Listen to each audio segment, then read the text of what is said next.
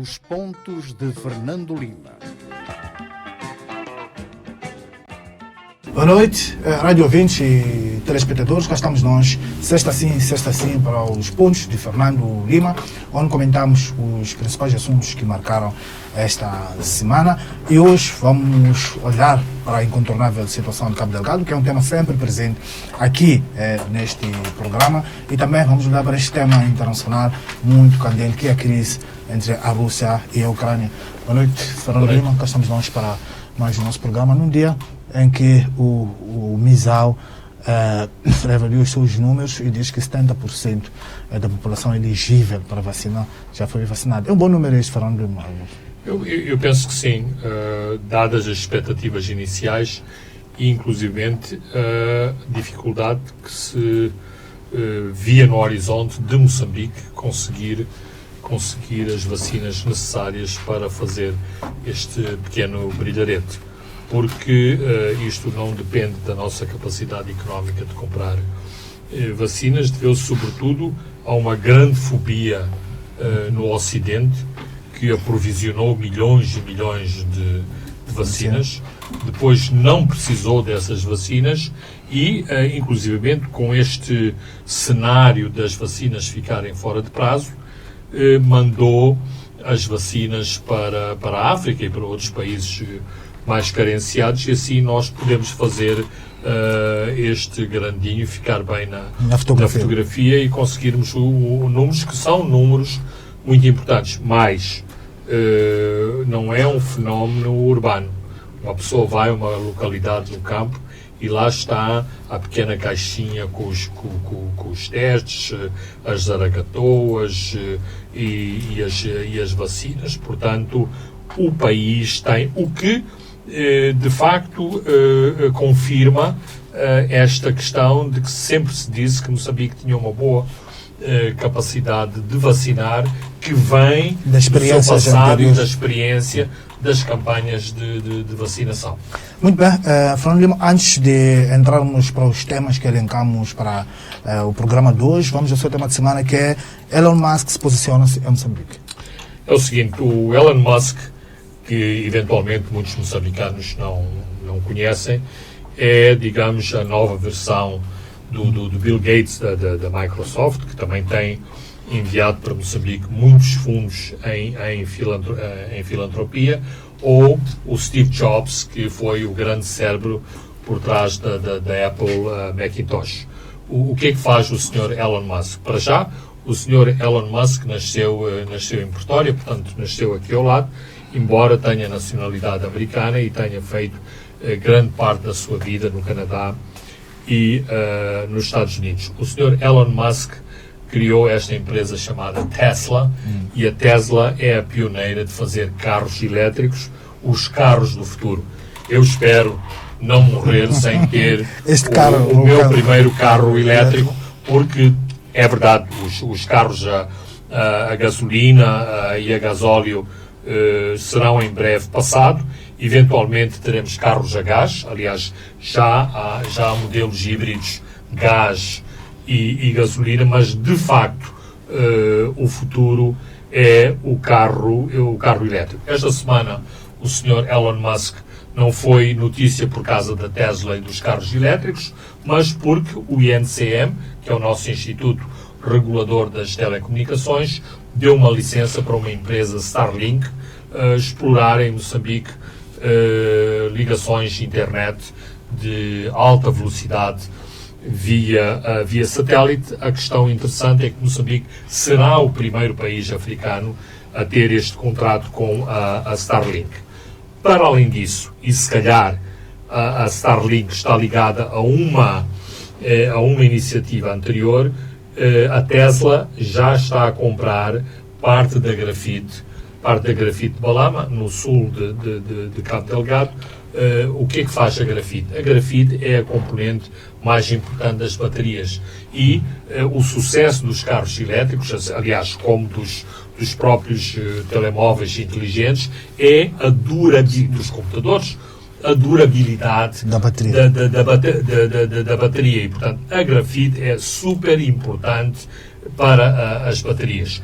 já está a comprar grafite de Balama e eu vi também que a Tesla gostaria mesmo de comprar toda a grafite de Balama. Acho que vai ser difícil, uma vez que existem contratos firmados de pré-compra e, portanto, estes contratos não se desfazem só porque a Tesla quer comprar. E isto, e é o meu último ponto, leva-nos àquele eterno debate que eu sempre assisti quando andava nos bancos da universidade, que é quando é que Moçambique começa a acrescentar valor nas matérias-primas que tem.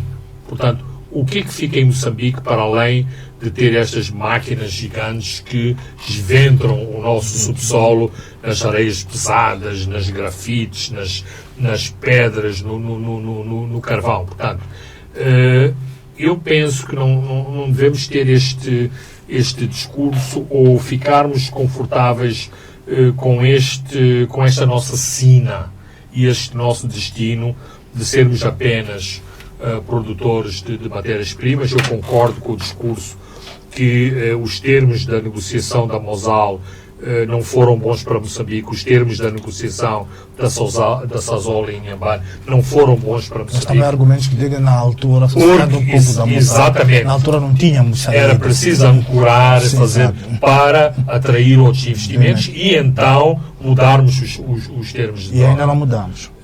Ainda quase que não mudamos. E então é um pouco neste sentido que eu gostaria de ver governos futuros de Moçambique mais ousados a discutir os termos de troca nestes projetos de extração mineral em Moçambique. Este grafite de Balama Fernando Lima torna Moçambique um novo player internacional?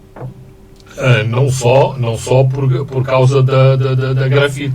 Imaginemos, claro que estamos muito longe de chegar lá, mas com todo este debate do novo gasoduto que passa pela Ucrânia, que foi embargado, com os problemas da Rússia de vender gás ao Ocidente, isto recentra, de algum modo, o interesse no nosso gás. Para já, ontem, os preços do gás tinham disparado 40%. Portanto, não é só a grafite, são as areias pesadas, todos os minerais que se extraem a partir das areias pesadas, aparentemente e com novas tecnologias que se descobriram à volta do carvão, no sentido de contornar a libertação do CO2, portanto, que é a base da produção do gás de estufa, que depois provoca estes problemas de mudanças climáticas. Eventualmente o carvão poderá continuar a ser um player importante, ou seja, ter uma voz, embora há todo este movimento para todos os países se afastarem do carvão, incluindo aqui os nossos vizinhos da África do Sul, mas sim, Moçambique não é só no discurso dos políticos, é também no discurso dos técnicos, no discurso das pessoas que se interessam e que trabalham na investigação científica destas matérias. Tem um enorme potencial, mas precisamos de fazer muito mais. Como alguém disse, o carvão que não é transformado pode ser uma pedra que uma pessoa dá uns pontapés antes de servir outras utilidades, e aí é que ganha o seu valor. Portanto, estas matérias que estavam debaixo da terra já existiam lá há muito tempo, não é de agora que de repente veio alguém mais inteligente e as descobriu. Última questão, a entrada de Starlink, Fernando Lima, neste mercado da internet, torna-o muito mais concorrencial. Quem ganha é o cliente. Vai tornar os outros pés que estavam aqui a ter muito mais trabalho. Eu penso que sim.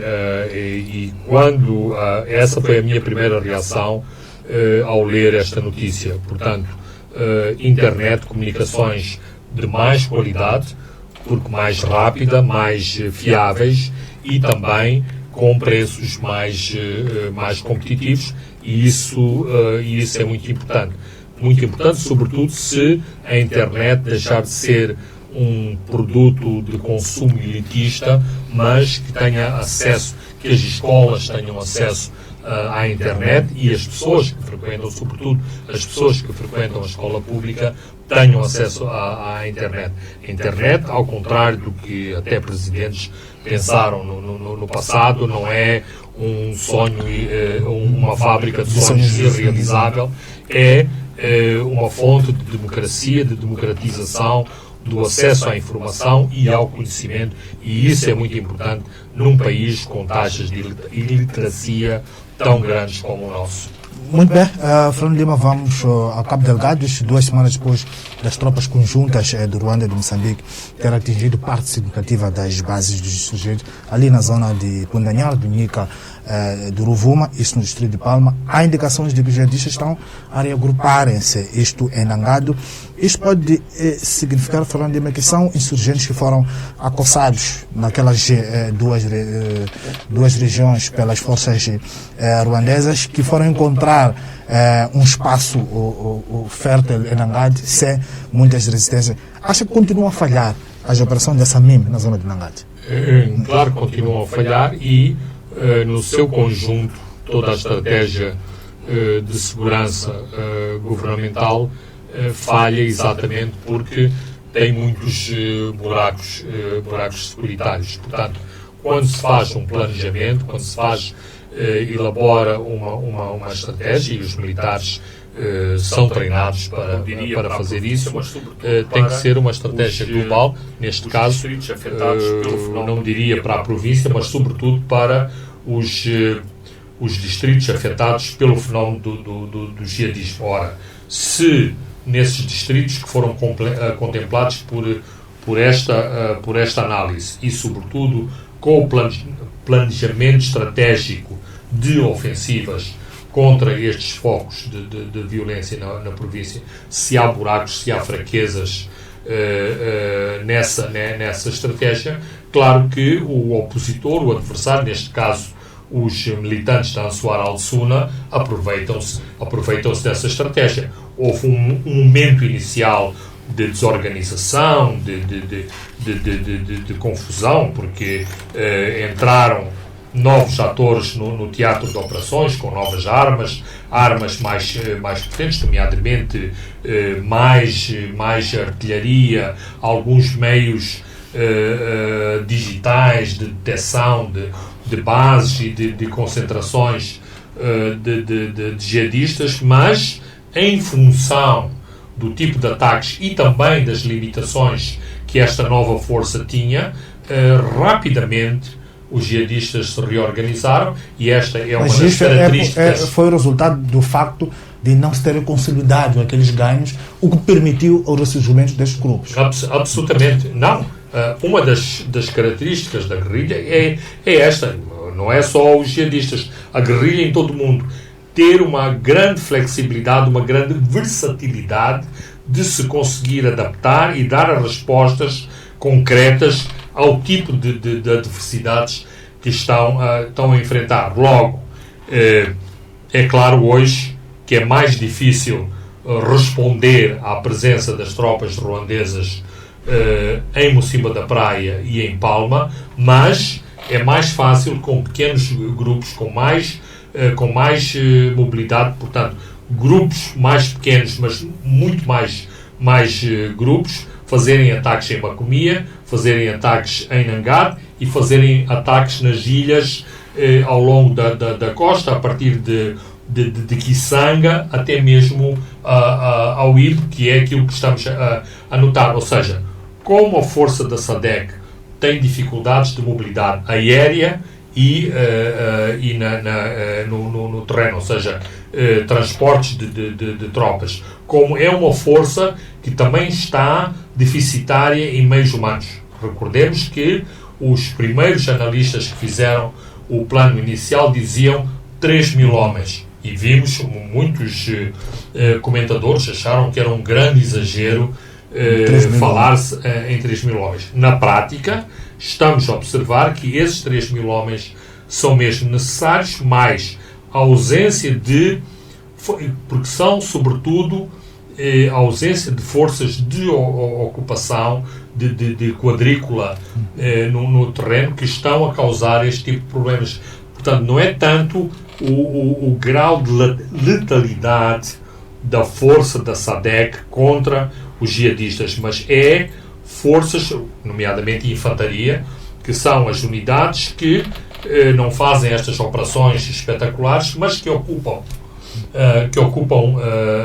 espaços e que, em última análise, são dissuasoras dos ataques que estamos a verificar, que são ataques contra aldeias de populares, porque neste momento nem os principais visados não são os militares, embora comecem também a acontecer ataques contra os militares, sobretudo militares moçambicanos, que são considerados os mais vulneráveis, mas é sobretudo as aldeias. Portanto, a população está vulnerável, não tem a proteção militar, logo é o alvo privilegiado dos ataques jihadistas, e uma das razões desses ataques também tem a ver com questões logísticas, ou seja, uma guerrilha também precisa de comer, precisa de se alimentar, e uma das fontes de alimentação são estas aldeias. Não só porque não é que toda a população se retirou para os campos de desalojados, sempre houve alguma população, essa população produziu. Por outro lado, também aqueles que regressam nunca regressam de mãos vazias, sempre vêm com o seu saco de milho, com outros produtos que receberam lá no campo de deslocados. Não há um anúncio oficial de retorno massivo da população aos seus locais de origem, mas nós sabemos, e a informação rádio-boca funciona muito mais rápido que a informação oficial. A população mal sabe que no seu sítio de origem há condições de regresso. A população, por si própria, empreende o regresso, porque há muitas coisas em jogo. Roubarem a sua casa, ocuparem o seu terreno, ainda tem que ir ver se sobrou alguma coisa do último ataque, porque têm acontecido coisas perversas. As pessoas, por exemplo, quando regressaram a Macomia, encontraram nas suas casas outros ocupantes, e quando diziam esta casa é minha, a pessoa dizia guerra é guerra. E, portanto, eu tenho, por causa deste cenário de guerra, tenho o direito de ocupar de ocupar. E como as estruturas não estão no terreno, as chamadas estruturas do bairro, do secretário e todas essas coisas, de facto, estas pessoas sentem o direito de dizer é a minha casa. Mais coisas também terríveis, os vizinhos atacarem a casa do vizinho e a despojar a casa do vizinho dos bens que os jihadistas não conseguiram levar. Portanto, a população tem esta fixação sobre os seus locais de origem, e uma das razões porque não estão confortáveis nos centros deslocados é porque querem regressar de facto à terra onde sempre viveram. E não viverem de mão estendida. Outros confrontos, Fernando Lima, continua em Macomia, já falamos um pouco disso, e nesta quarta-feira houve um ataque a uma posição do FTS na aldeia 5º Congresso em Macomia, que é sempre visada esta aldeia. Um agente da 6ª Companhia Independente da Polícia foi decapitado. O chamado Estado Islâmico da província da África Central já reivindicou este ataque. Acha que este anunciado reforço sul-africano pode ajudar a conter essa escalada de violência em Macomia? Bem, eu sou como o São Tomé, ver para crer, mas esse é o objetivo. Na última cimeira de Lilongwe, se não me engano, este foi o principal tema debatido, o reforço do efetivo militar e as questões do financiamento.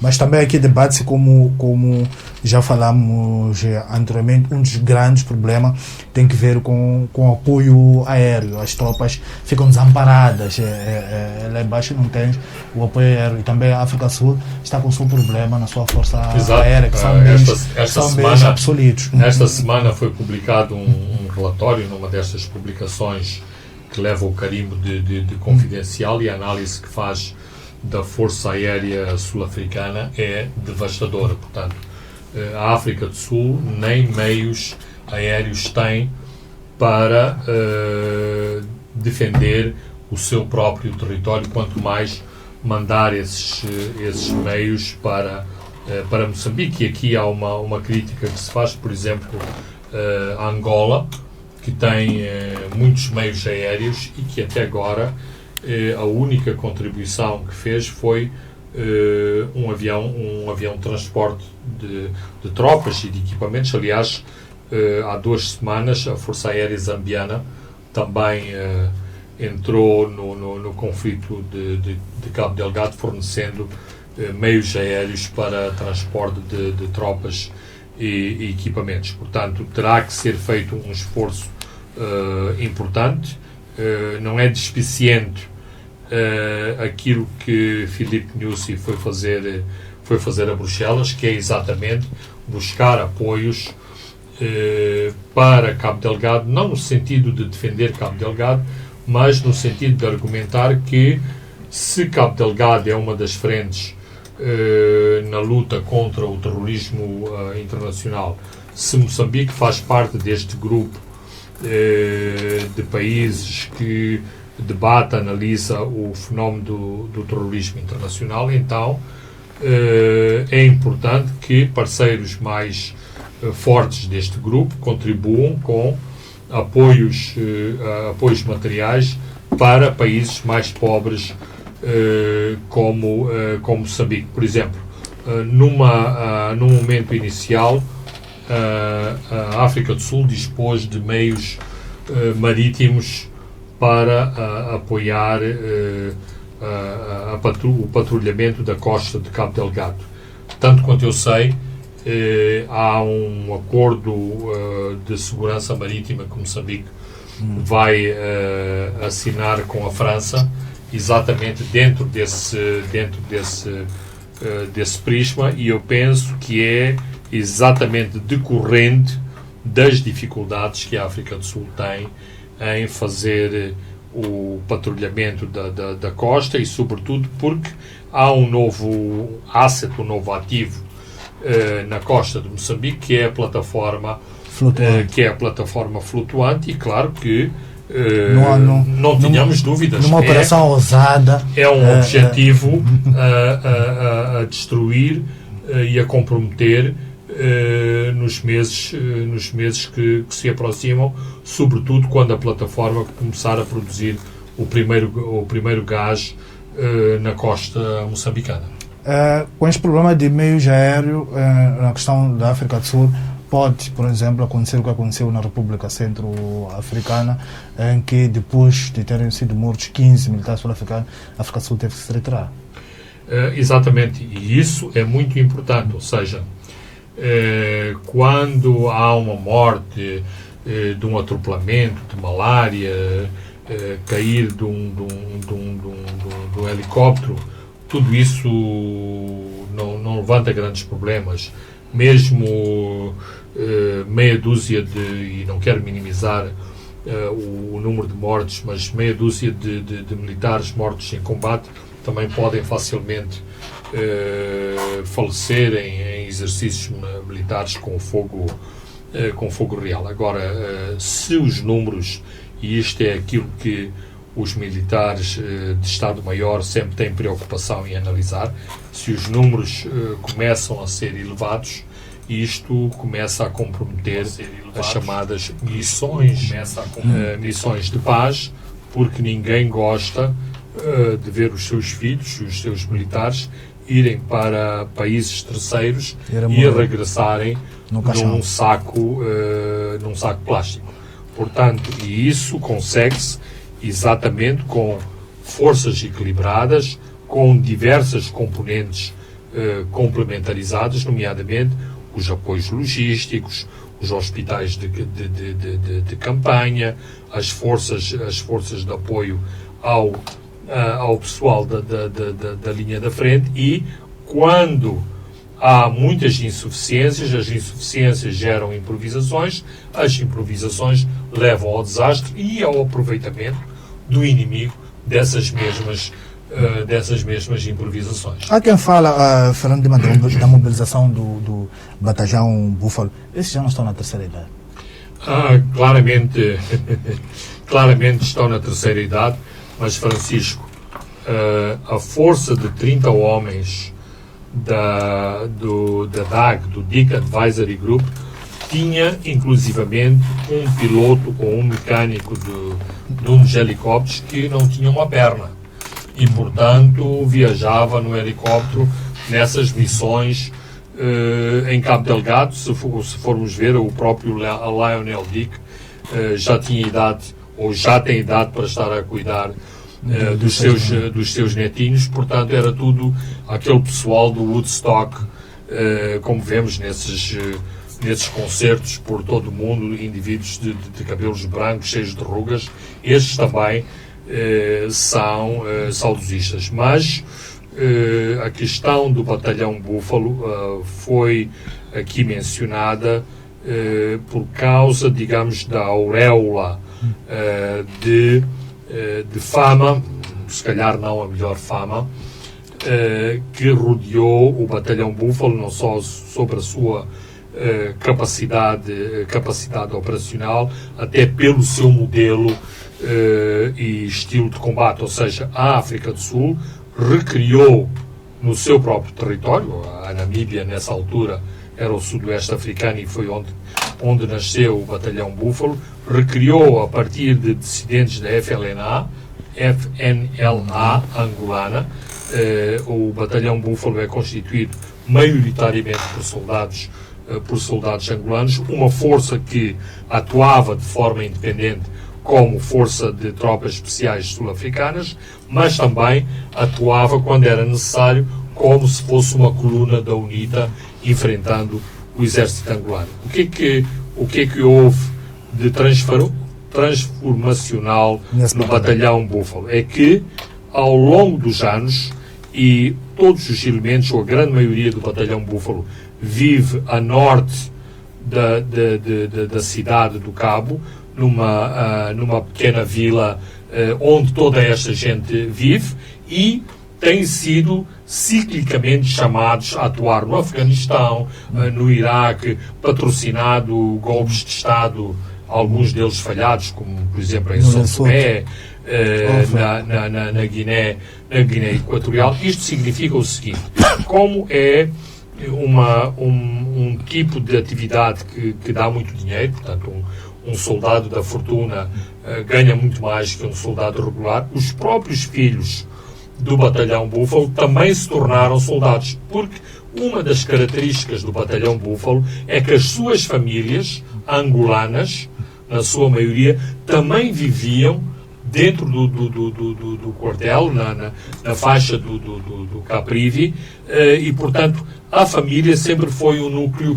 Portanto, estas famílias cresceram no meio da guerra de Angola. Eu sou um bocadinho afortunado, porque tive a oportunidade de visitar o quartel do batalhão Búfalo, interagir com muitos dos soldados do batalhão Búfalo e também compreender a mística deste batalhão, onde os oficiais mais graduados, uma das suas condições para estar à frente do batalhão, também tinham que aprender português. Portanto, então a língua pode ser determinante, como também o Swahili está a ser determinante para os ruandeses. Absolutamente, porque uma das críticas que se faz aos sul-africanos, eu já vi isto nos comentários, o próprio André Thomas-Hausen já o referiu em comentários que fez sobre a atuação sul-africana em Cabo Delgado, é a questão da língua, a capacidade de interagir ou não com a população e, digamos, a vantagem que o Ruanda, porque ao princípio, e dado o desconhecimento da maior parte dos comentadores, quem são os ruandeses, que língua falam, porque os ruandeses falam a língua oficialmente, eles falam Kinyarwanda. Mas o Kinyarwanda é um generativo desta língua franca que é o Swahili, que é falado ao longo de toda a costa oriental da África. E, portanto, foi fácil para os ruandeses chegarem a Cabo Delgado e entenderem-se em Swahili com a população local, quer Kimuan, quer de outras etnias em Cabo Delgado, onde há esta proximidade linguística, e a língua tem feito quase milagres, porque é um grande agregador e facilitador e que faz crescer a confiança entre as forças de segurança e as populações. E as populações. Muito bem, Fernando Lima, caros ouvintes e telespectadores, vamos a um brevíssimo intervalo e voltamos já. Boa noite, rádio ouvintes e telespectadores, estamos de volta. A segunda e a última parte dos pontos de Fernando Lima. Vamos comentar um pouco a greve em Chinavane. Fernando Lima esteve em Alvoroço esta semana, o posto administrativo de Chinavane, fica no distrito da Manhã, província de Maputo, que é sul de Moçambique. Foi o pico culminar de uma greve de trabalhadores desta açucareira de Chinavane, que reivindicava melhores situação salarial e pagamento de bônus. Esta greve durou 30 dias, a tensão ia subindo a cada dia que passava. Era expectável que terminasse assim? De acordo com aquilo que temos visto nos últimos anos de outros conflitos laborais, quer eles se desenrolem no meio rural ou na cidade, é muito normal que isto aconteça, porque a maior parte dos nossos dirigentes do Estado, e mesmo partidários, não tem capacidade ou menospreza este tipo de situações, portanto, deixa, como se costuma dizer nas gírias, esticar a corda até partir e só depois a que faz as suas intervenções. Não só porque menospreza, mas também porque muitas vezes tem medo e não tem capacidade de intervir. Eu tenho um amigo que é uma figura pública e ele era um dos diretores de um desses grandes projetos. E eu costumava interrogá-lo: o que é que tu fazes nesse grande projeto? Porque, inclusivamente, a tua especialidade profissional não tem nada a ver com esse grande projeto. E ele disse: é muito simples. Eu sou o bombeiro de serviço. Sempre que houver um conflito laboral, eu sou chamado para dar a cara como o moçambicano para aplacar os ânimos. E eu devo dizer que, salvo algumas exceções, na maior parte dos casos funcionou sempre, porque a maior parte dos investidores estrangeiros não está para estar dentro desse tipo de situações. E ao primeiro sinal de conflito, apanha avião, apanha helicóptero, mete-se no seu 4x4 e vai embora. Portanto, muitas vezes, inclusivamente, estes acordos são negociados com as autoridades moçambicanas, em que a responsabilidade para gerir conflitos laborais, conflitos sociais, cabe à parte moçambicana, quer dentro de uma unidade agrária ou já ao nível administrativo, o chefe do posto, o chefe da polícia, o chefe da segurança local. Ora, aquilo que temos visto é uma grande incapacidade para se lidar com este tipo de problemas. E, portanto, Chinavane eclodiu e só começou a haver resposta quando havia casas incendiadas.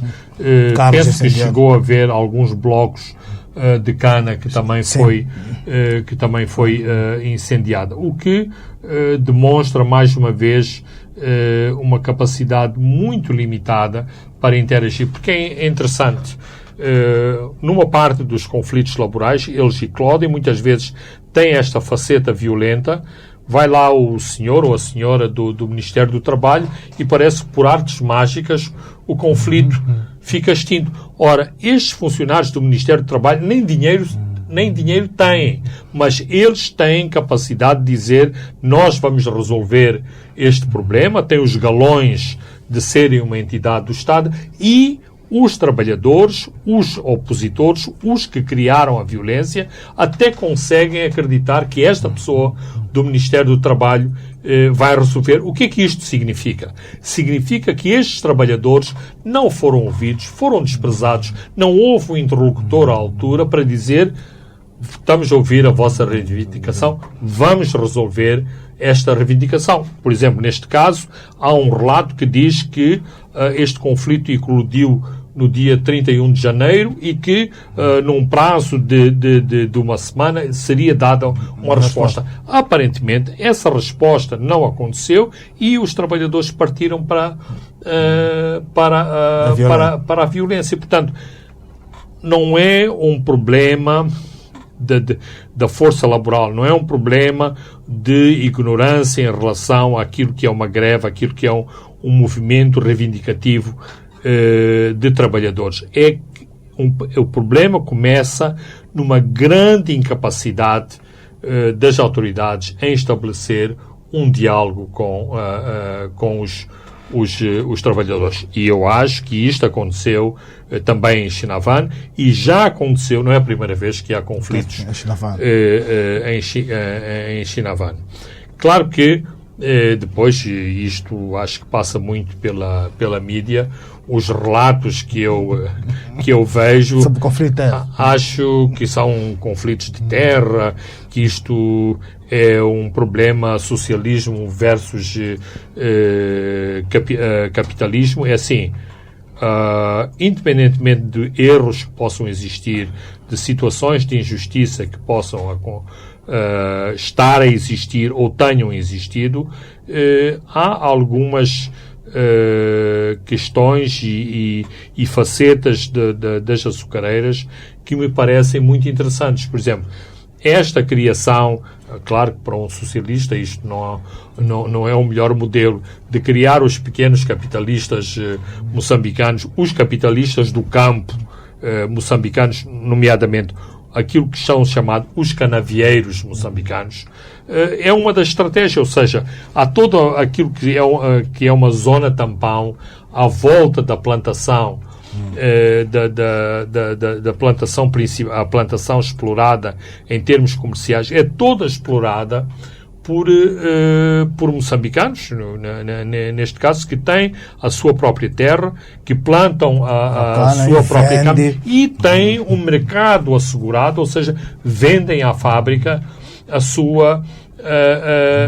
Tem os extensionistas, os pesticidas, são assistidos e depois vendem a cana. Em última análise, o modelo do sustenta, dos tais de PACs e dos passos, acho que assenta nisso, ou seja, um agricultor que está em vias de se transformar num agricultor comercial que apoia uma rede de camponeses que está num estágio menos desenvolvido, mas como tem este potencial e com, digamos, um agregador na zona, se pode desenvolver melhor, portanto, criando mais riqueza, em última análise, desenvolvendo mais produtividade num determinado espaço agrícola. Então, mas isto é apenas uma perspectiva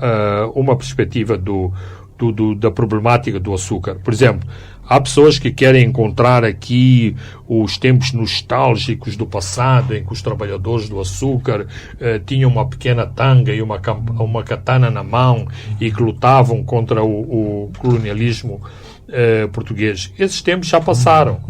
Hoje, todos os assalariados e a ministra Helena Taipo foi uma pessoa terrível a esse nível. Ela exigiu que até os sazonais, aqueles que são chamados os sazonais, que são só chamados para a altura da safra, todos esses tivessem fardamento, todos esses tivessem outro tipo de equipamentos para trabalhar nos canaviais. É por isso que se nós andamos na zona de Marromeu, de Mafambice, mesmo Chinavani e Manissa, temos todos esses trabalhadores com aqueles fatos de macaco, com refletores que andam à noite e nós podemos identificar facilmente. também isto são ganhos. Depois, se formos ver a massa salarial, sabemos que os salários para a agricultura, se não me engano, são os mais baixos na nossa escala salarial. No habitual, mesmo com a crise que graça no setor açucareiro, habitualmente os salários destas grandes empresas estão acima do salário mínimo. Vamos dizer, o salário mínimo é um bom salário? Claro que não, que não é um bom, que não é um bom trabalho, um bom salário. Mas também não é crime dizer que está acima do salário mínimo. E claro que é justo que os trabalhadores do setor do açúcar, como de outros setores, lutem pela melhoria das suas condições de trabalho, e isso, claro, não significa que eu tenho que deitar fogo aos tratores, aos carros, às plantações, porque, como duramente a população que fez as manifestações de fevereiro, se não me engano, 2008, depois tivemos de 2008, chorou amargamente de ter queimado a agência bancária e lojas, isso no seu bairro, porque no dia seguinte, quando a euforia passou, acabou a agência e acabou a loja do Ruandês, numa intervenção, o Ministro da Agricultura diz que é muito importante que se regresse rapidamente à mesa de negociações, que haja consensos, porque a falta desses consensos pode comprometer uma campanha que ele considera promissora. E há um desafio que é deste setor, que é aumentar a produção de 250 mil toneladas ano para 500 mil toneladas ano. Eu vi esses números, não são inatingíveis, mas o açúcar tem um problema que ultrapassa a nossa própria geografia. Tem a ver com os mercados internacionais e tem a ver também com competitividade. Se nós olharmos à nossa volta, todos os países à nossa volta estão a fazer açúcar, por isso mesmo é que ciclicamente nós assistimos a este fenómeno do contrabando do açúcar nas nossas fronteiras, e isto explica que alguns dos países conseguem colocar açúcar a um preço mais baixo que o nosso. Isto não significa que o açúcar não possa ser roubado, o que significa tentar fazer contrabando com açúcar a custo zero, mas há outros condicionantes em relação à problemática do açúcar. Por isso mesmo, Marromeu está numa grande crise. Mafambice não tem escala, é um canavial com muito pouca dimensão. O Buzi até hoje não consegue arrancar. O Luabo até hoje não consegue arrancar. Portanto, como bons projetos, temos a Maragra e Chinavan. E Chinavan é quase um milagre, uma vez que conhecemos os problemas que os seus proprietários, a grande multinacional sul-africana, a Tonga Tulet, enfrentou até o ano passado, que não tem nada a ver com açúcar, mas tem a ver com agora está na moda falar de contas marteladas.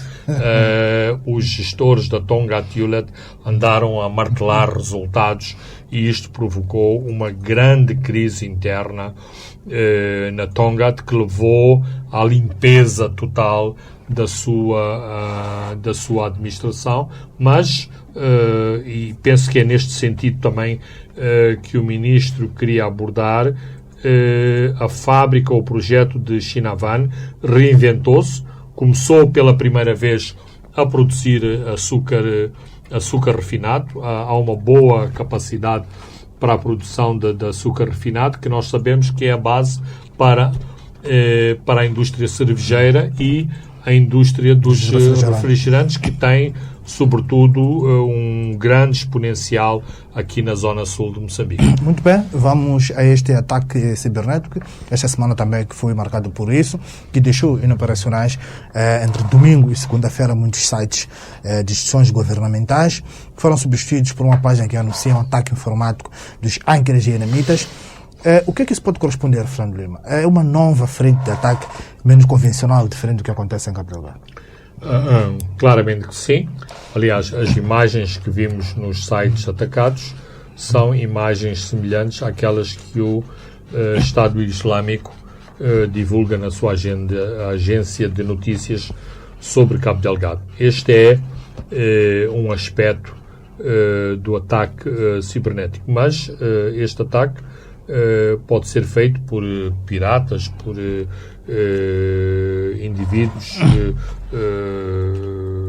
criminosos que procuram... Mas o facto de, por exemplo, escolher exatamente o Ministério da Defesa e dizerem que vamos divulgar informações deste setor, se não nos forem pagar 20 milhões de dólares, não é por acaso. A escolha do Ministério da Defesa numa altura em que estamos em guerra. Não é por acaso que atacaram o Ministério da Defesa, mas, Francisco, estou certo que tu, como eu, como uma grande parte dos nossos trabalhadores aqui, já foi alvo de ataques e de ameaças, tipo, conhecemos as suas passwords, sabemos os seus vícios privados, vamos divulgar tudo na próxima semana se você não nos pagar este resgate. Isto é habitual para quem tem endereços de correio eletrónico e, sobretudo, para quem gosta de frequentar redes de pornografia. Portanto, isto leva-me a outra dimensão deste ataque cibernético, que é, e não tive as respostas todas em relação àquilo que aconteceu. Será que Moçambique tem as suas proteções no seu devido lugar e com a capacidade de responder a um ataque desta natureza? De acordo com aquilo que eu ouvi dos responsáveis, parece que tem. Mas naquilo que eu acompanhei das redes sociais, parece que não tem. Ou seja, não há, aparentemente, uma estratégia uniforme das várias agências governamentais no sentido de ter as suas muralhas ali na internet. O nome correto é firewall, portanto a muralha de proteção contra estes ataques, tanto que uma parte dos sítios de internet e de endereços e de alojamento de dados foram facilmente restabelecidos e outros, não obstante a boa cara que o responsável do setor foi à televisão mostrar, no dia seguinte ainda tinham dificuldades em retomar as suas atividades, o que, para mim, e que não sou um especialista na área, demonstram que há várias velocidades na nossa área cibernética, o que nos traz, por um lado, uma nova dimensão, como começámos esta conversa, em relação aos combates de Cabo Delgado. Temos que estar mais atentos a este tipo de ataque e à dimensão destes ataques. Por outro lado, também, se somos afirmativos e ambiciosos no aquilo que se chama e-gov, nos CISTAFs, em todos os passos que me parecem muito importantes no sentido de digitalizarmos toda a nossa área governativa, nós temos que ter, para termos solidez, temos que também ter estas proteções. Finalmente, um ponto que me parece também importante. Não é apenas Moçambique que sofre esse tipo de ataques. Os Estados Unidos, as instituições americanas têm esses ataques, em Portugal, na África do Sul, todos os países. E, portanto, todos os países têm que ter não só redes de proteção, como uma grande cooperação internacional para prevenir este tipo de ataques.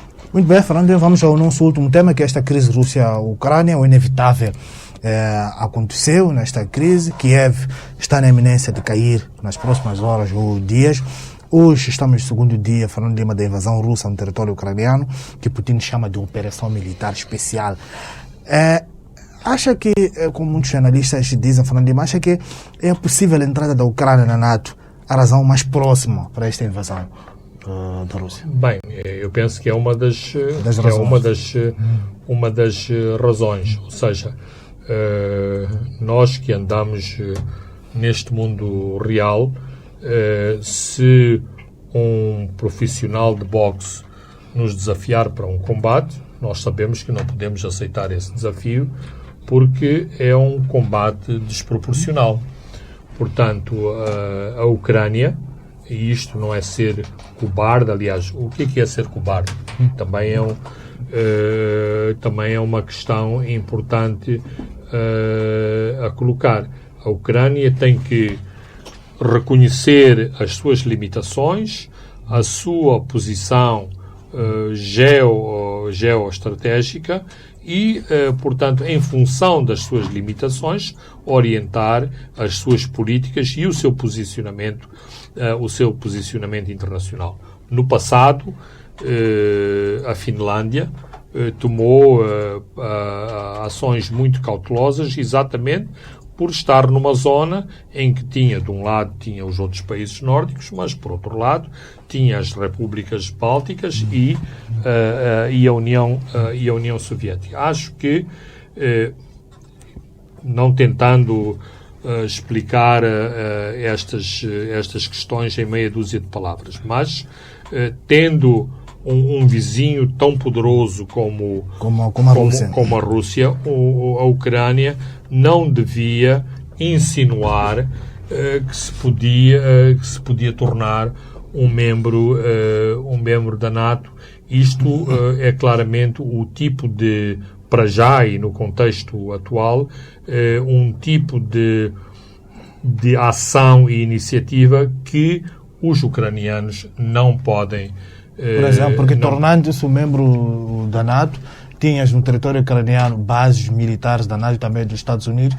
Isso é interpretado como uma clara provocação, está exatamente às portas da Rússia. Não, isto não está escrito nos tratados internacionais, mas tal como os Estados Unidos não permite que haja regimes comunistas à volta das suas fronteiras, a Rússia também não pode permitir que tenha mísseis balísticos nas suas fronteiras. Qualquer estudante de relações internacionais é obrigatório estudar a crise dos mísseis. Qual é a crise dos mísseis?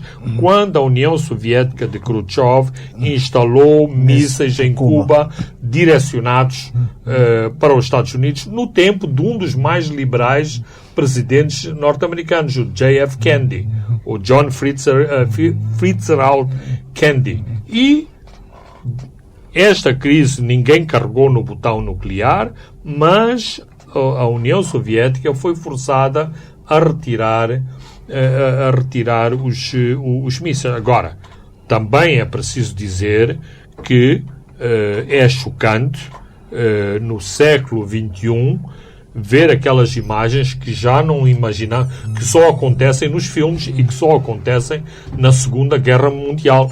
Divisões e divisões de tanques a avançar e a invadir um país, violando todos os tratados internacionais, o direito internacional. A Ucrânia é um país independente, não é propriamente uma colónia da Rússia. Portanto, é muito grosseiro aquilo que a Rússia fez em relação à Ucrânia, mas, digamos em linguagem corrente, a Ucrânia pôs-se a jeito para que isto acontecesse. O que é que vai acontecer? Não obstante todas estas sanções, eventualmente podemos assinalar nas próximas horas a bandeira russa em Kiev. Os últimos desenvolvimentos são que Putin está a encorajar o exército ucraniano a tomar o poder para negociar com um fantoche ucraniano e ter um regime amigável, porque tudo isto tem a ver com isso. Anteriormente havia um presidente que era pró-russo. Pró-russo. Veio este comediante e transformou-se num simpatizante ocidental. Portanto, cada um, em última análise, cada um tem os seus próprios palhaços. No momento tão dramático, talvez esta linguagem não seja a mais apropriada, mas eu estou a falar assim para que as pessoas compreendam em termos simples que isto não há liberdades absolutas, nas relações internacionais. Os países têm valorações diferentes quando se trata de cooperação, quando se trata de poderio militar, securitário. Não é por acaso que o Moçambique, que não tem poder militar, teve que pedir auxílio externo para combater uma situação de subversão e de violação da sua soberania em Cabo Delgado. Falando exatamente de Moçambique, não é publicamente conhecida a nossa posição, mas muitas vezes a diplomacia moçambicana, neste tipo de assuntos sensíveis, fica em cima do muro. Digamos que Moçambique tem que ficar em cima do muro, porque Moçambique tem relações boas com a Rússia e também tem muito boas relações com a Ucrânia, com os Estados Unidos. Uma das atuações típicas de Moçambique, muitas vezes nas votações das Nações Unidas, não sei se esta prática ainda se mantém, mas sobretudo quando os Estados Unidos acompanhavam, digamos, o record, o registro de Moçambique nas votações críticas, é abandonar a sala. Ou seja, ao abandonar a sala, não se sabe de que lado Moçambique estaria num determinado assunto. Portanto, não sei se quando se votar, embora eu tenho dúvidas se este assunto chega ao Conselho de Segurança, porque será facilmente vetado quer pela Rússia, quer pela China. Portanto, por isso mesmo, ainda hoje, um responsável ucraniano pedia que o assunto fosse discutido na Assembleia Geral, uma vez que sabe que haverá dificuldades em que o assunto passe e seja objeto de debate no Conselho de Segurança. Fernando Lima, caros ouvintes e telespectadores, este é um assunto que vai continuar a ser seguido aqui nos pontos de Fernando Lima. Para já, chegamos ao fim deste programa, onde olhamos para a situação de Cabo Delgado e também os acontecimentos de Chinavane, o ataque cibernético desta semana, e também fechamos com este assunto da crise Rússia-Ucrânia. Eu sou Francisco Cardona, Ilek Vilanculos e André de Santos encarregaram-se da parte técnica. Boa noite, até de hoje a 7 dias.